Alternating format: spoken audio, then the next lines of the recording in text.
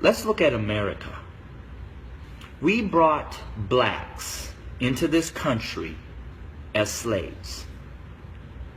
We never intended them to be anything other than a slave. But they began to grow in number and in power, and eventually they fought their way to some freedom. So we became even more cruel, and to keep our black Americans down, we lynched. But yet they rose.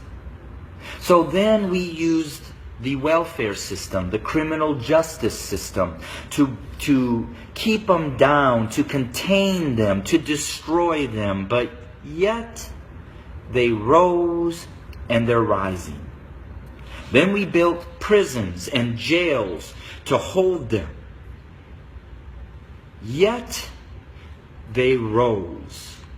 And so now we are doing exactly what the Pharaoh did at the end, sending out a decree: kill them. So until we admit that when we wrote this Constitution that all men are created equal, that we never intended to include our black brothers and sisters, our nation may end up facing exactly what the Egyptians faced when they refused to let God's people go. So I'm going to say this to my white fellow Americans, that the bloodshed that is on its way is not on the hands of our fellow black Americans, but is on our hands. We are the ones that are refusing to let God's people go. We are the ones that are refusing to acknowledge that we do not value our black brothers and sisters as equal individuals or equal Americans as us white men. And to my black brothers and sisters, the racial issues, as I've said, have been there from the very foundation. But why do we see it more? Because there's a shifting.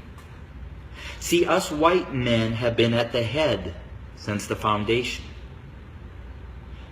But we've had a black president. And you know, we've done everything in our power to keep him from really changing things. Now we have another minority rising to the top, a white female. What does that say?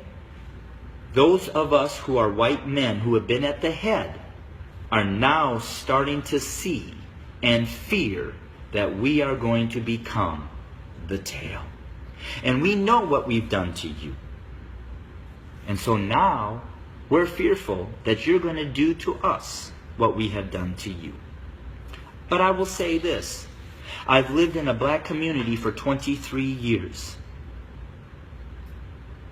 I've never been treated the way that this country has treated my black Americans. So I call out my white Americans to say we better heed, repent, acknowledge, and change. Because if we don't, I just want to again say this. The bloodshed that we will experience is on our hands, not the hands of our fellow black Americans. I welcome your comments. I welcome your feedback. Hit me up on Facebook or go to my webpage at www.studio2911.org. Again, that's studio2911.org. I don't necessarily know the answer, except for us white Americans need to repent, acknowledge the lies that we have taught, acknowledge our value system of equality. It is not here, and it does not include our black brothers and sisters. And we need to change, and we need to change now. Thanks for your time. Bless you.